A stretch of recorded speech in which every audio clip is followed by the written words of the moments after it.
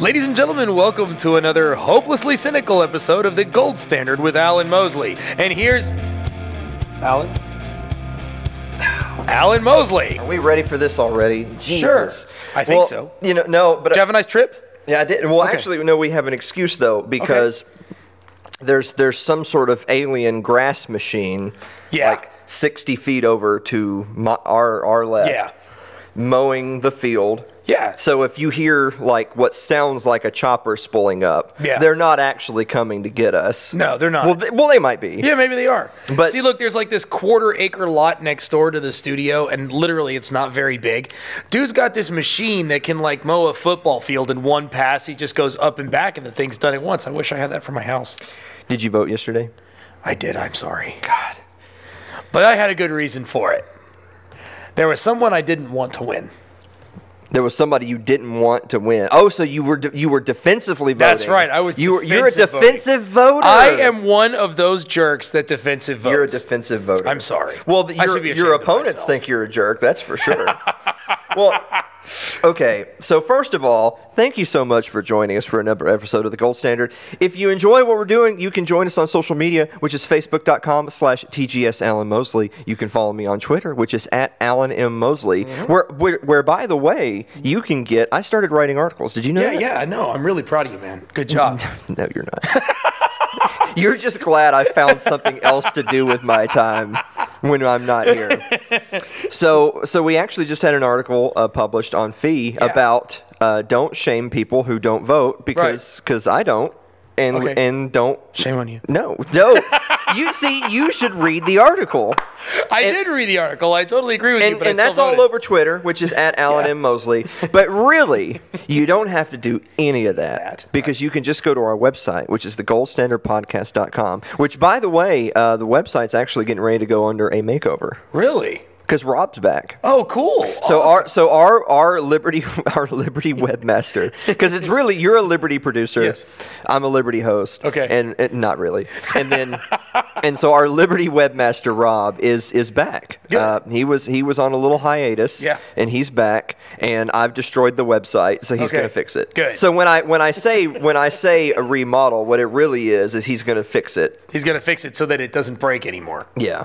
Okay. Well, it was functional. Yeah. It's just not good. Well, it gets twitchy every now and then, kind of like me. I can make it myself. Look at this hair, dude. Man. What's wrong with it? It's fine. It's like I like it. Like I poured a gallon of pomade on myself today. Jeez, I feel like but you look pancake. But you look young though. No, as long as I look young. Yeah. Sure, that's okay. So I was actually texting our friend Mike Maharrey because he is going to join us on the show here in a little bit. Hopefully. We're moving up in the world. Are we? Our production value is so high now that we can actually have someone call in midway through. Production value. Right, and by what I mean when I say we can, I mean we have to because they're not ready right now. How about that? Check that out. I like that. Look at that. Are we not awesome? Here, I can make it more fun. Check this out. Oh, you know what's? Oh God, there it is. You know Look at that. You know what the thing though is that most people actually listen to this on their favorite podcasting platform of choice, including iTunes, Stitcher, and Google Play. They don't actually watch the video, and so right now they're like, "What are they doing?" Yeah, what are we doing? What are they? We're what doing are they talking cheesy about? video effects. That's what we're doing, but that's not as exciting when you're listening. So I want to get this part of the show out of the way before Mike gets here because Mike is so much more of a positive, like forward-thinking individual than I am. Okay, sure, yeah. Than I am. I agree with that. I agree. I know you do. Yeah, you can be a little cynical at times. No. And so I want to get the negative part out of the way before he gets here. So the LP stinks. I don't know if you guys knew that. I know I'm alienating the fan base. I don't care. The Libertarian Party blows. I don't know, like their candidates never have any chance to win. But what's particularly bad is I believe pretty much nationwide the LP did worse this year than they did in 2016. And so the money raised, the hype, the social media campaigns, all that stuff, and they actually took a half a step backwards. And I really want to pick on Larry Sharp. Oh my God, Larry Sharp, who is like the LP poster child right now, who was running for governor in the state of New York. Of course, everybody knows he's not going to win. It's almost silly that they even run ads saying like we're in it to win it. Of course you're not. But it's not even just that. It's the fact that, and he raised a fair amount of money, but listen to this. So I think he ended up getting like 1.6% of the vote. He actually, if the Democrat Cuomo, who obviously is going to win in the state of New York, if both major party candidates were just magically removed from the ballot right this minute, Larry would have still lost because the Green Party candidate got 0.1% more vote than the LP. Like that's like let's get a grip here for a second. That's just embarrassing. And let me show you this real quick. Let me pull it up real quick before you switch over. I said let me pull it up real quick. Okay. Get ahead of myself. I swear, man. Jeez. What? It's okay. This is our first day. Here we go.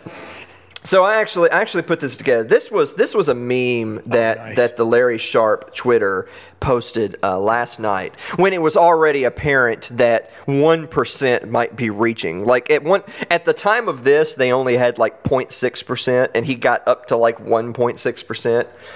But, you know, it's your typical, thank you, everybody, for believing. We're going to keep fighting the good fight. And he posts this meme right here, and it says, when I hear someone say New York will never change, and it's Larry, and he says, hold my beer. No, Larry, New York will never change. You're wrong. And they quite frankly showed you. And this just furthers the point. So for the people at home that are like, man, Alan's just really on the warpath today, pissing on other libertarians, it's because, as we've said before, I am not interested in any of this crap. The system will not allow you to succeed. Your masters don't care how you vote. Right. If there was any chance that your vote would matter, they wouldn't allow you to do it. I mean that. And so what I want you to do with all this money that you're giving to bozos like Larry Sharp is I want you to keep that money, and I want you to be more successful libertarians in your own home, in your own lives. I quit looking for a messiah. It ain't coming. Yeah, doesn't exist. At least in that sense.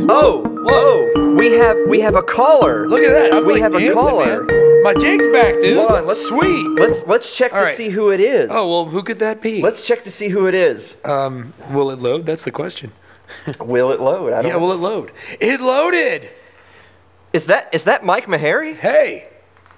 Are you there? I heard you all are talking about the great Libertarian Party victories yesterday. That is so good because that makes it sound. Oh God! Oh, here we go. You've been hanging out with Bolden again. That is, Mike. That's so awesome because that makes it sound like this show is live. It is. This show's live. It is. But it makes it sound like this show is live and you were listening and then now you're coming on because you just so happen to say exactly what we were talking about. And awesome. I know you know me and how positive I am. That is exactly what we were just discussing. Well, I mean, I was excited about the great libertarian victories we had here in Kentucky. We had a guy running for constable who was a libertarian on the Libertarian Party ticket, and he got 24% of the vote. And you know what?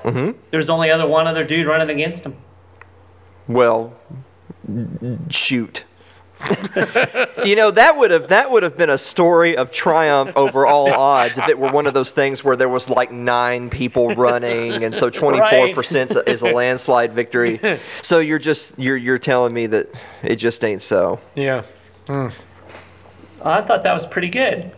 Well, I told you before the show that you're right. That is pretty good because if there's one thing that we're all about as libertarians is that if we can just get enough constables elected, then we can work from the inside to make change. We're really only about 3 constables away from liberty. Let's be honest. Yes. And we're 24% of the way to one more of those constables. Right. So we're getting it. I gotta find that. I don't know if you shared that quote that I saw on the Facebook from one of our fine friends, LP. Here it is. This sums up the LP party. That's redundant. This sums it up in one quote. We are happy losers tonight. We played spoiler in a lot of races. Now, in sports ball, we would say that's a lot like kicking a field goal when you're down 64-0 to Alabama. Well, you know what, Mike? That actually reminds me something I totally forgot to mention on Sports Ball earlier this week. By the way, you can check out Sports Ball at facebook.com/sportsball and on our website, sportsball.com. So anyway, one thing I totally forgot to mention on Sports Ball this past week is I saw a delusional fan who was in a little exchange with our very own Mike Maharrey on Facebook. And they said, and I quote, they were talking about Kentucky, Georgia, by the way, and they said, I quote, "I'm glad we lost. It exposed some weaknesses." I saw that. Who the hell is glad that they lost? You're I've heard this word cuck. That sounds cuckish to me. Am I wrong? No. No. I guess his rationale is because I think this is the same guy that thinks that told me that Georgia is in the same league with Alabama. So I guess he thought that exposed the weaknesses so that they can fix those so that they can beat Alabama. I don't know. That's a good subject for Sports Ball, though. Which is probably more interesting than the LP and its electoral prowess. But Georgia is in the same league as Alabama because they're both in the SEC or in the NCAA, and the LP is actually a party, so they are technically correct that they're in the same league. And as we all know, technically correct is the best kind of correct. Technically. Yeah, technically. So I got all of our, Mike, I helped you out. We got all of our negativity out of the way before you came on, so you won't be associated with all of our bad news. Because you're such a... I don't know. I've gotten grumpier as the day's gone on, so I might add to the negativity. Well, one thing that you and I haven't discussed yet that I really wanted to bring up. Did you see the thing about the Hoff guy, the dead brothel owner out in Nevada who won in a landslide yesterday? I saw a post about it, but I didn't read it. So I know the name, and I saw a brothel owner, but I didn't realize he won an election. That's awesome. Yeah, he'll be one of the best serving politicians in the United States. Well, it's one of those. It's kind of a weird double-edged sword thing. So on the one hand, he owned a brothel, and he was very pro sex worker rights, which I'm cool with that.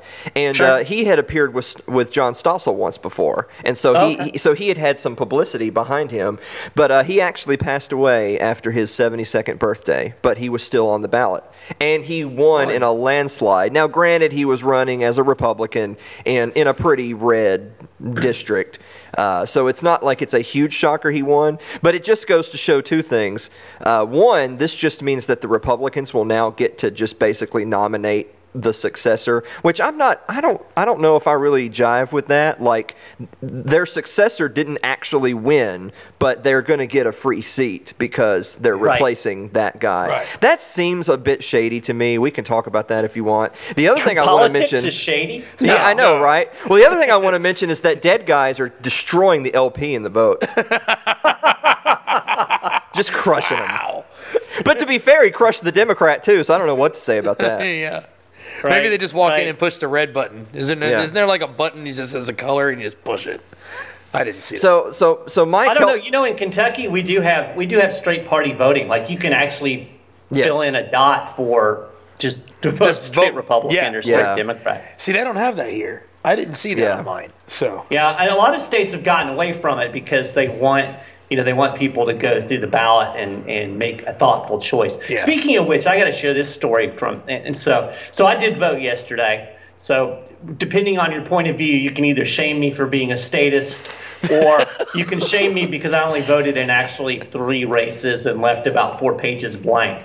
But so you send the emails to me@michaelmaharrey.com, and you can shame me either way. But it was a pretty long line in our polling place because in the infinite wisdom of the county clerk who runs the elections, they decided that they only needed 2 machines in this precinct.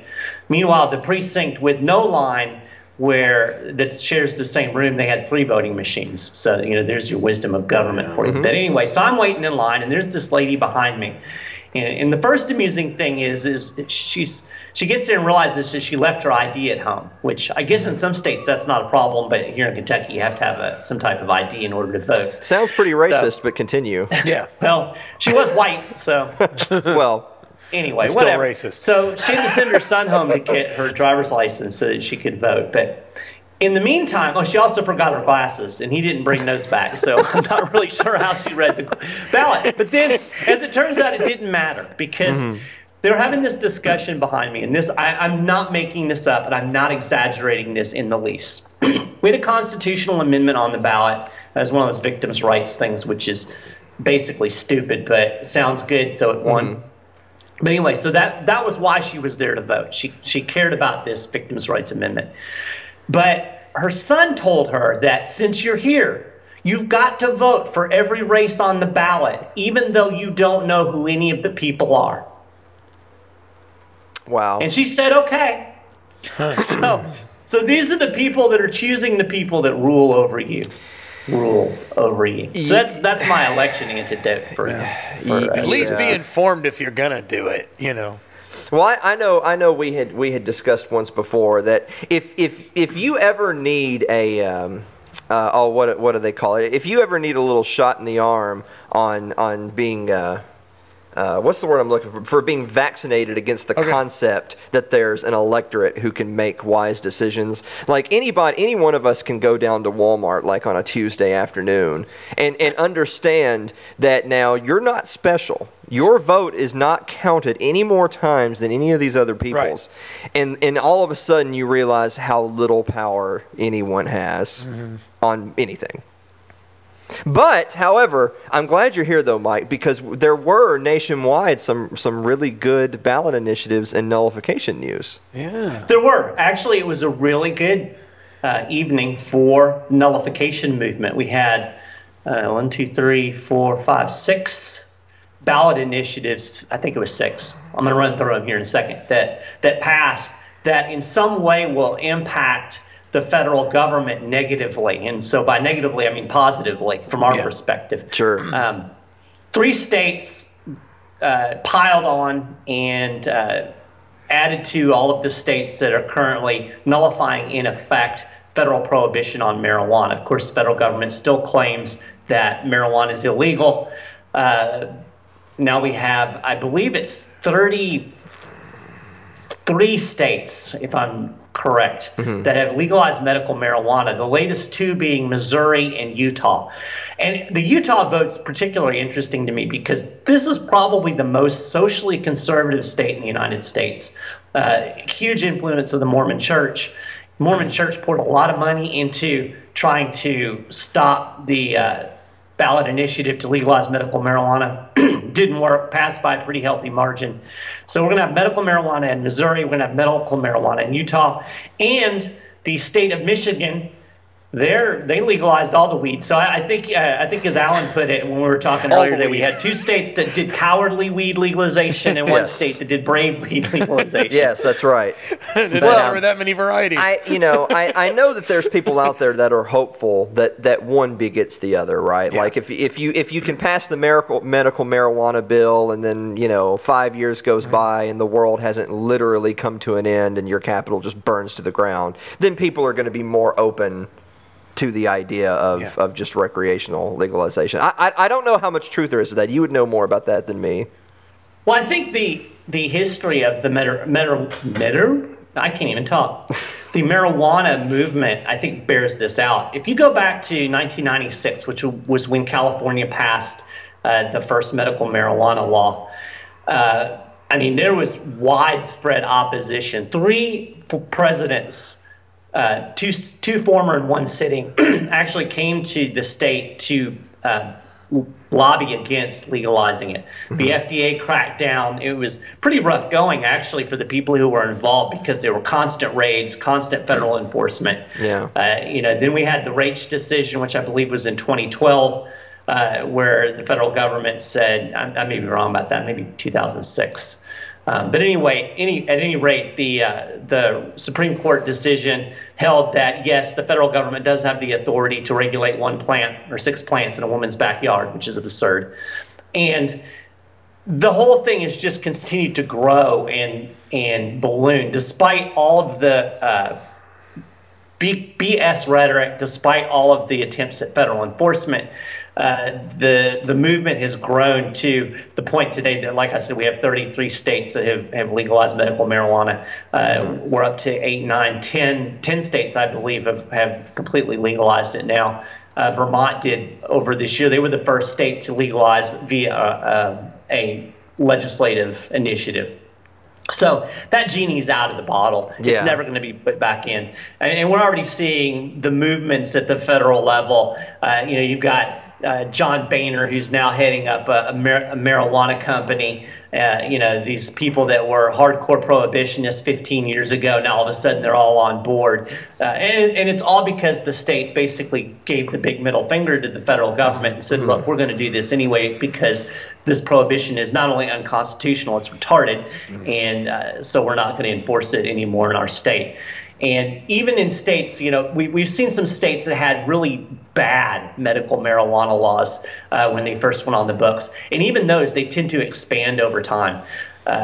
So, a lot of people, and I'm sure some of the people listening to this show probably aren't big fans of legalization because that involves taxes, regulations, licensing, all of those things that as good libertarians we hate. And that's true. Of course, the fact of the matter is they tax and regulate your tomatoes. So, that's one issue. But the fact of the matter is that the regulations, as markets grow, they tend to loosen up. We're especially seeing that with hemp, which is another part of the Michigan bill. It will also legalize industrial hemp in that state.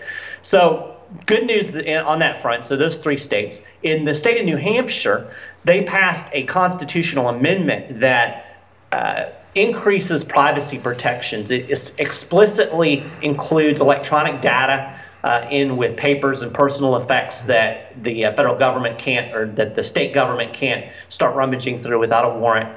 And the impact on the federal government of these type of state laws that crack down on surveillance is pretty significant because the federal government depends on state and local governments to a very large degree in order to create this federal surveillance state. So you get these state and local police, they collect data and information, they pass it up to the feds, the NSA collects data, they pass it down to the state and local government. So basically you have one giant national police force, national surveillance state.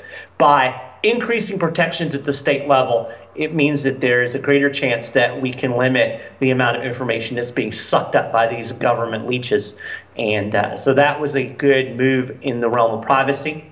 And then we had a ballot initiative in Oregon, the lefties will like this one, that basically maintained a sanctuary state, the status of a sanctuary state in Oregon. So basically in Oregon, state and local police do not cooperate with immigration enforcement. If somebody's there, they're illegal. If that's the only thing they've done, state and local police aren't going to have any hand in enforcing that immigration law. They leave it to the federal government.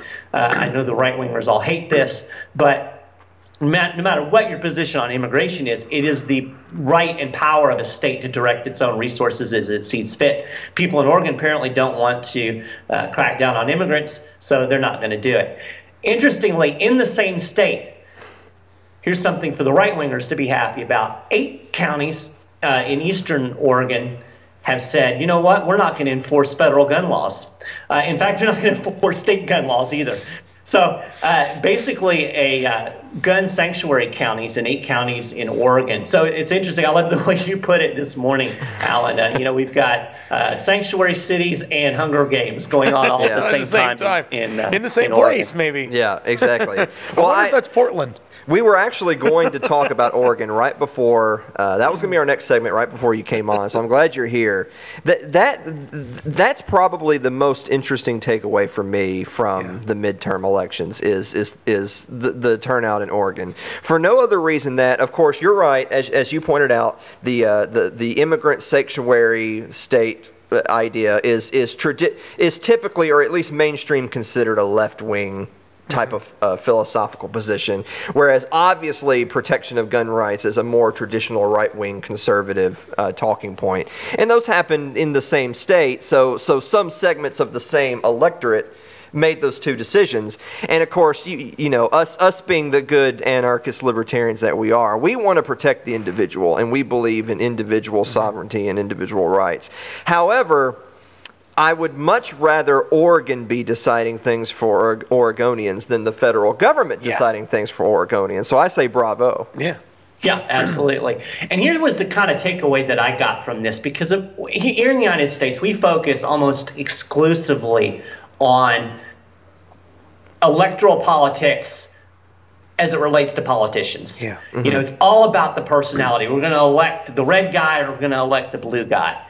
And very few people pay a whole lot of attention to issue-oriented politics. Yeah.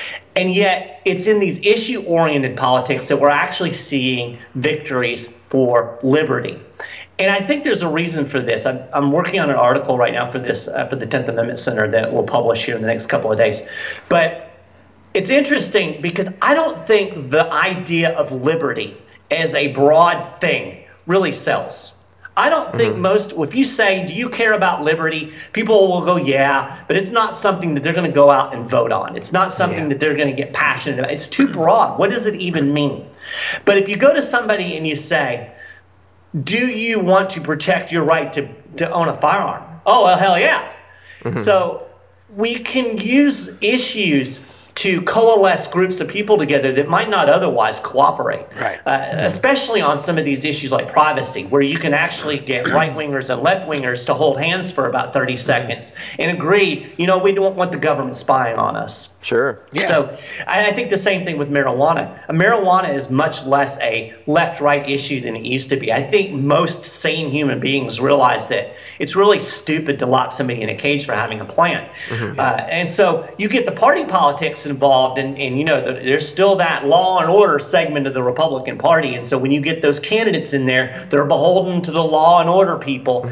But when you start talking issues, it becomes a completely different dynamic. And I think that's why we've seen marijuana get legalized in 33 states. I think it's why you can have broad-based support for privacy amendments. Food sovereignty, raw milk is another issue that you can get broad support on. All of these kinds of things where there's more broad agreement on a single issue, you can get people to coalesce and take action on that much more easy than you can get them to vote for this personality who you're trying to get convinced that he's going to be good on this huge range of issues, and he's probably going to suck on all of them anyway. So I really like the issue oriented. If you're going to be involved in politics, and I know a lot of people out there don't want to have anything to do with it, and that's cool, you got to be you. But if you're going to be involved in the political side of things, at the 10th Amendment Center, we have proven that you can have a practical impact by focusing on issues, by focusing on states instead of federal, by focusing on even local instead of state sometimes. So I think there's a I don't know if it's a winning formula, but it's certainly more successful than getting 1% for a Senate race somewhere. Right. You know, believe it or not, we actually had comments come in on some of our videos from a guy who had said, Mike Maharrey is a great guest. You should have him back on soon. This true story. This actually happened. So we joke on Sports Ball that we have a fan. So the fan of the gold standard said, "Hey, I like the episodes with Mike Maharrey." So I'm so glad, Mike, that you're here with us today. I want to share a story with you. I haven't told you yet. So this is live on air. We're doing it live. Yeah. Ooh, Doing it live. I'm ready. A good friend of mine that I actually graduated with, who I haven't seen in a long time. Yeah. I actually had a chance to hang out with him last night, and his name is Josh. I won't say his last name because he probably would be mortified. So Josh comes from a heavily left-wing environment. He's been in the academic world for a while. His family is heavily left, and he's certainly far farther left than you or I would claim to be. But he said something really profound last night when we were talking, because we're going back and forth about various issues and past elections and who we thought was going to save us and who turned out to be a big nothing, whether they didn't win or didn't hold up their promises or whatever the case may be. And he said the place where I think I agree with you the most, even though I disagree on a ton of individual issues, the place where I agree with you the most is if we know the state is evil, like if you believe that, if you believe the state is evil, if you believe that the state is capable of doing things like dropping atom bombs on civilians and carpet bombing Vietnam and drone striking innocent people in the hopes that you got a bad guy, like if those people, if you believe in weapons of mass destruction lies and that sort of thing, if you know that that's what they're capable of, then you have to believe they can't possibly be the answer to any of my problems. Right. They just Absolutely. can't. I mean, and we can agree that we have problems, and we can certainly disagree on how to address those problems. But even if you were a hardcore socialist, if we agreed on one thing only, and that one thing was, yeah, but the state's not the answer to our problems, then I think we've got somewhere to go. We've got room to work. Yeah. Yeah, absolutely. And you know, I use this analogy a lot with people, and I think it's something that I think particularly lefties get this. Why would you want a monopoly when it comes to government? You know, nobody wants a monopoly for groceries. Nobody wants Walmart to be the only place you can go buy groceries.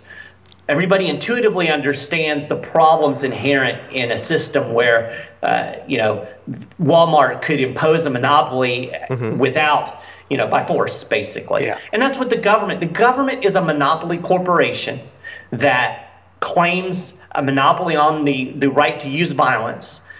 And I think if nothing else, we should try to break that monopoly up into pieces. And it's just like you said in Oregon. I would much rather have people in Oregon deciding what's going to happen in Oregon instead of people in Oregon deciding what some guy in Washington, D.C. is going to determine is going to happen here in Kentucky. Right. The system that we have is absurd, even if you're a statist. Yeah. Yeah. So break that crap up. And that's really, you know, that's the work of the 10th Amendment Center. That's really, you know, foundationally what we're trying to do. We're trying to decentralize the system. We're trying to break up the monopoly. You can call us the, you know, the government antitrust operation of some sort, because this monopoly government thing is horrible. And I think we can all agree that it's really not helped anybody. I mean, nobody gets up in the morning and goes, man, I sure am excited about what Washington, D.C.'s done.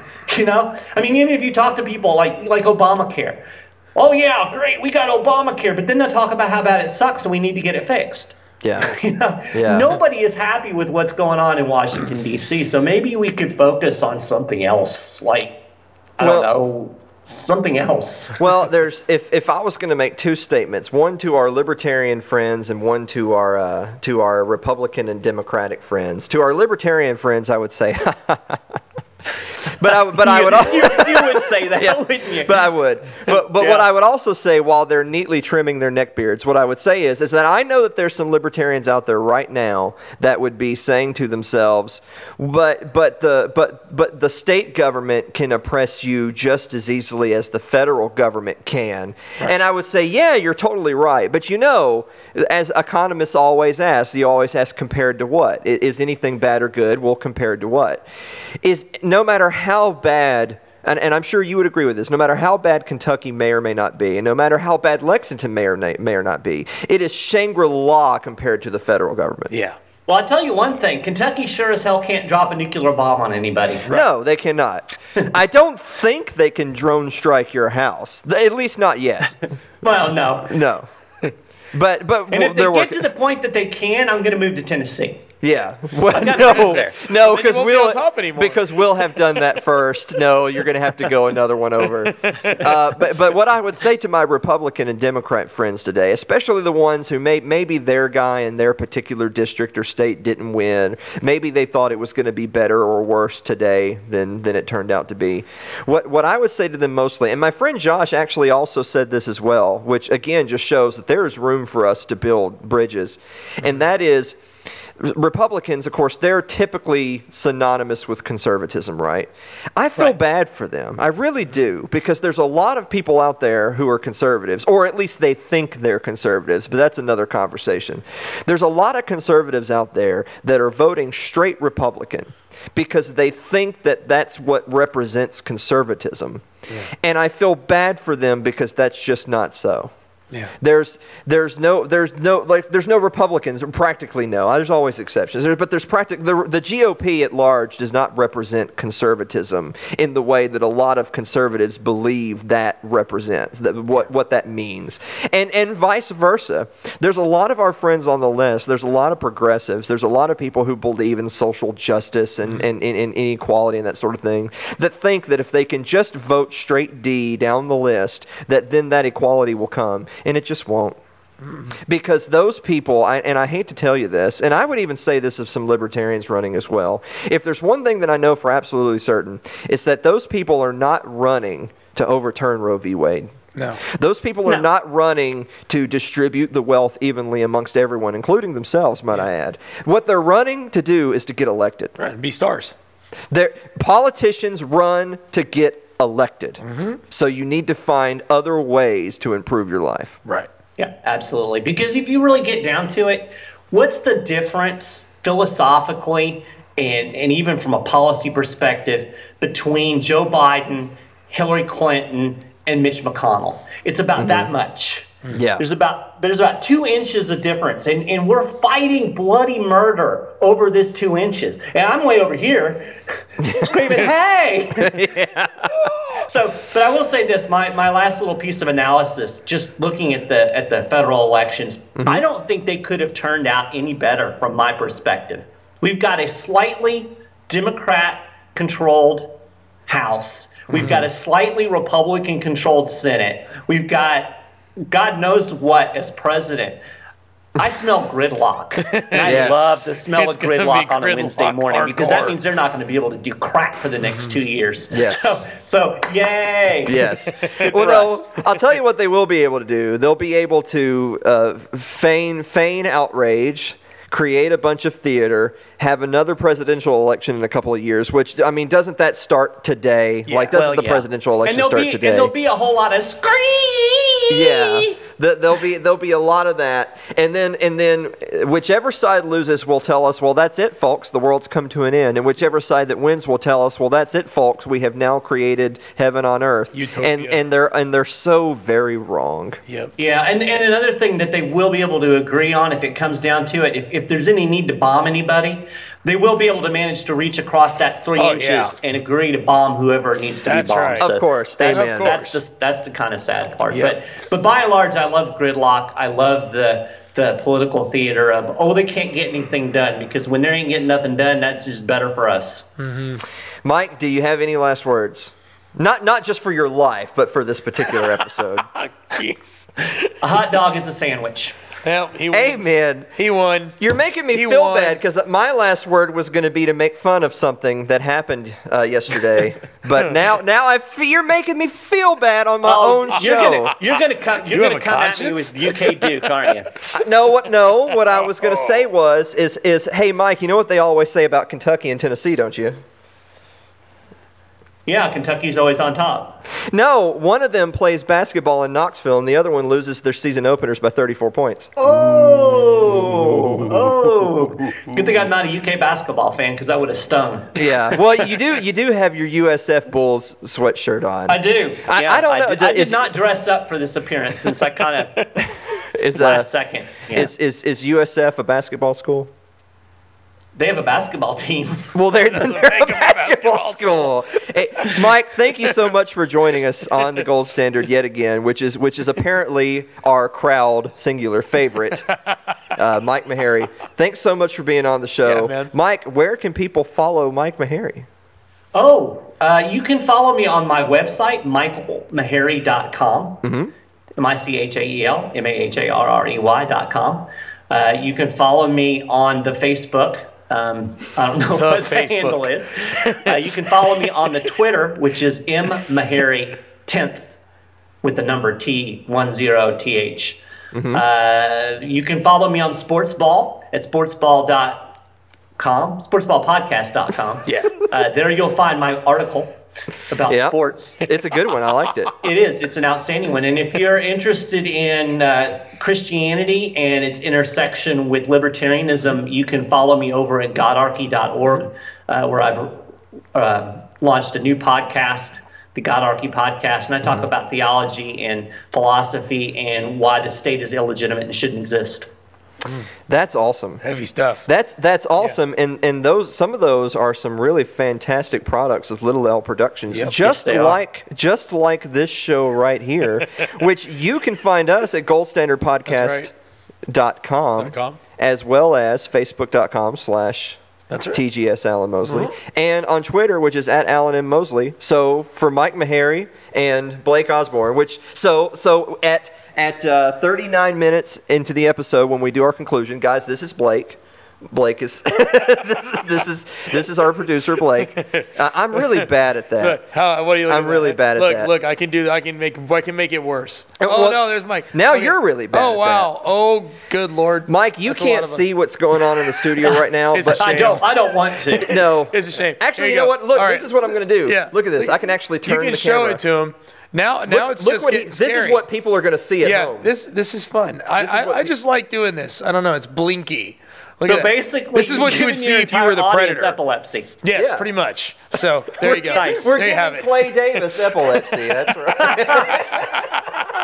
Sorry, Clay. Yeah. Mike, thank you so much. Blake, thank you so much. Yes, sir. We will see you next week.